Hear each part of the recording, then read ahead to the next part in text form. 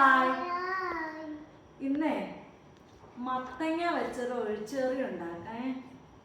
അതിന് ഞാൻ ഇത്ര മത്തങ്ങ എടുത്തിട്ടുണ്ട് കേട്ടോ. 2 പീസാണ്. അതായത് ഇത്ര മത്തങ്ങ, ഇത്ര ഒരു കഷ്ണം മത്തങ്ങ. ഇത് നമുക്ക് തൊലി കളഞ്ഞ് ചെറിയ കഷ്ണങ്ങളാക്കി എടുക്കാം. കഴുകി വെച്ചേക്കുവാണ്. തൊലി കളഞ്ഞ് ചെറിയ കഷ്ണങ്ങളാക്കി എടുക്കാം. മത്തങ്ങ മുറിച്ച് ചെറിയ കഷ്ണങ്ങളാക്കി വെച്ചിട്ടുണ്ട്. ഇത് നമുക്ക് ഒരു കുക്കറിലോട്ട് ഇട്ട് കൊടുക്കാം.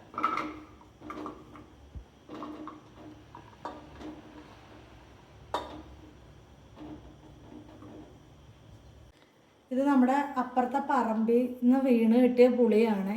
പക്ഷെ നല്ല ടേസ്റ്റാണ്. അപ്പം നിങ്ങൾ ഒരു നെല്ലിക്ക വലിപ്പത്തിൽ പുളി എടുത്താൽ മതി.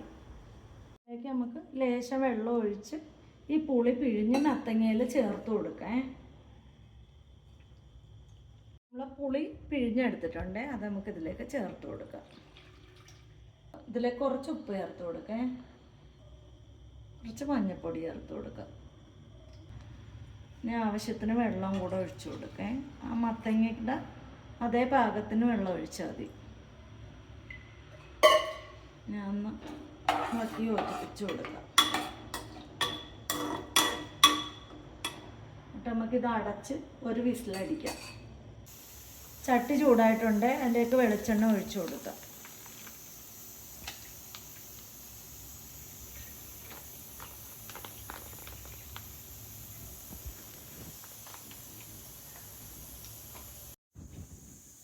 ഇതിലേക്ക് എണ്ണ ചൂടായിട്ടുണ്ട്. ഇതിലേക്ക് നമുക്ക് കടുക് ഇട്ട് കൊടുക്കാം.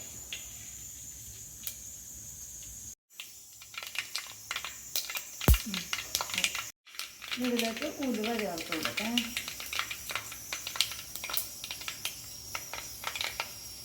ഇതാകുമ്പോൾ എളുപ്പം പരിപാടി കഴിയും. അല്ലെങ്കിൽ പിന്നെ ലാസ്റ്റ് കറിയെല്ലാം വെന്ത് കഴിഞ്ഞ് പിന്നെ താളത്തിന് വേറൊരു ചട്ടി എടുക്കണം. ഇതാകുമ്പോൾ ഒരുമിച്ചങ്ങ് കഴിയും. ഇതിലേക്ക് കറിവേപ്പില ഇട്ട് കൊടുക്കാം. ഇത് ഒരു പിടി ഉള്ളിയെ ചെറുതായിട്ട് അരിഞ്ഞു വെച്ചിരിക്കുന്നതാണ്. ഈ ഉള്ളി നമുക്ക് ഇതിലേക്ക് ചേർത്ത് കൊടുക്കാം.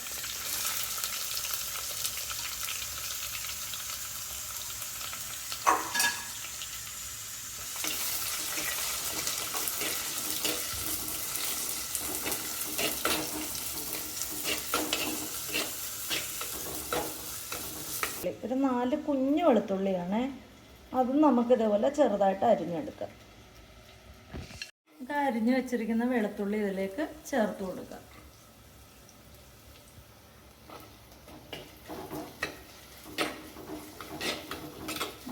നന്നായിട്ട് എണ്ണയിൽ വഴറ്റിയെടുക്കാം.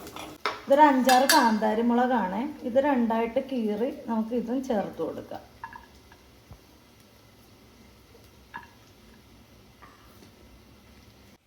നമുക്ക് ചേർത്ത് കൊടുക്കാം.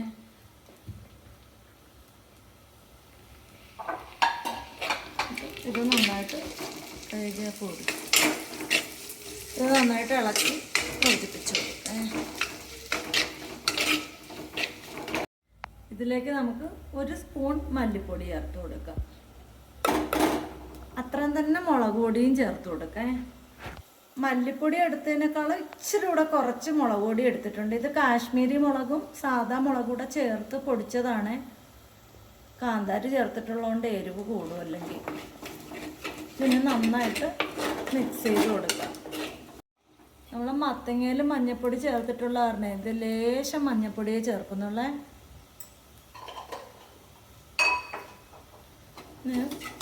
മിക്സ് ചെയ്ത് കൊടുക്കാം. നമ്മുടെ മത്തങ്ങ നല്ല സെറ്റായിട്ട് വെന്തിട്ടുണ്ട്. ഭയങ്കരമായിട്ട് ഉടഞ്ഞ് പോയിട്ടുമില്ല. എങ്കിൽ സ്പൂൺ കൊണ്ട് കുത്തിയാൽ ഉടഞ്ഞു പോകും. ആ പരുവായിട്ടുണ്ട്.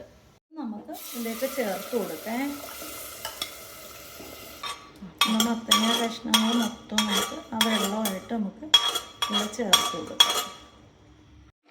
നമുക്ക് ഇതൊന്ന് നൈസായിട്ട് ഇങ്ങനെ ഉടച്ചു കൊടുക്കാം.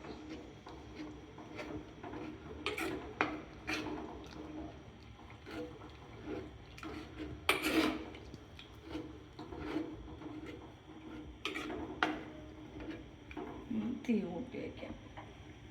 തിളക്കട്ടെ.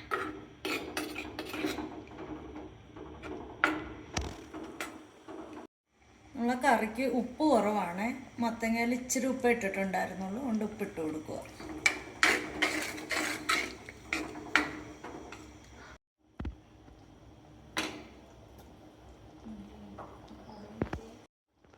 പുളി കൂടിപ്പോകുമോയെന്ന് പേടിച്ചിട്ടേ ഞാൻ ആദ്യം ആ പുളിയുടെ ലാസ്റ്റത്തെ ഇത് ഇട്ടില്ലായിരുന്നു. ഇത് നമ്മളെ ഫ്രഷ് പുളി ആയതുകൊണ്ട് ഈ പുളിയുടെ ആ തൊലി അടക്കം നമുക്ക് ഇട്ട് കൊടുക്കാം. കടയിലെ പുളിയാണെങ്കിൽ നമ്മൾ ആവശ്യത്തിന് പുളി നോക്കിയിട്ട് ആദ്യം കുറേ ഇട്ട് കൊടുക്കണ്ട. കറി വെന്ത് കഴിയുമ്പോൾ പുളി കുറവാണെങ്കിൽ ലേശം കൂടി ഇട്ട് കൊടുക്കുക. അപ്പോൾ ഞാൻ ഇതുകൂടി ഇട്ട് കൊടുക്കുവാണേ.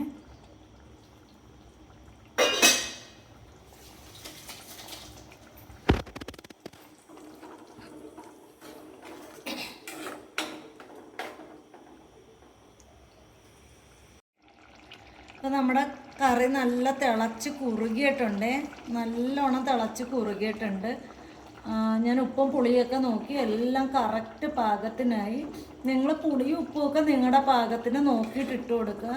പക്ഷെ വളരെ എളുപ്പത്തിൽ നമുക്ക് ഉണ്ടാക്കാൻ പറ്റുന്ന, ഇപ്പോൾ നമ്മൾ എവിടെയെങ്കിലും പോകുന്ന സമയത്തോ അല്ലെങ്കിൽ എവിടെയെങ്കിലും പോയിട്ട് വന്ന് അല്ലെങ്കിൽ നമുക്ക് വയ്യ അങ്ങനെയൊക്കെ തോന്നുമ്പോൾ പെട്ടെന്ന് ഉണ്ടാക്കാവുന്ന ഒരു കറിയാണ്. ഒരു കഷ്ണം മത്തങ്ങ ഉണ്ടായാൽ മതി നമ്മുടെ വീട്ടിൽ. പിന്നെ ഉള്ളിയും മറ്റു പൊടികളും എല്ലാം നമ്മുടെ കയ്യിൽ എപ്പോഴും ഉണ്ടാവുമല്ലോ. അപ്പോൾ കാന്താരി മുളക് തന്നെ വേണമെന്നില്ല, ഇല്ലെങ്കിൽ പച്ചമുളക് ഇട്ട് കൊടുത്താൽ മതി. അപ്പോൾ വളരെ എളുപ്പത്തിൽ നമുക്ക് ഉണ്ടാക്കാൻ പറ്റുന്ന ഒരു കറിയാണ്. എനിക്ക് നല്ല ടേസ്റ്റുമാണ്, കുഞ്ഞുങ്ങൾക്കും ഒക്കെ ഇഷ്ടപ്പെടും. നല്ല കറിയാണ്. അപ്പോൾ വീഡിയോ ഇഷ്ടപ്പെടുവാണെങ്കിൽ ലൈക്കും കമൻറ്റും ഷെയറും സബ്സ്ക്രൈബും ഒക്കെ ചെയ്യണം കേട്ടോ. മറ്റൊരു വീഡിയോ കാണാം. ബൈ.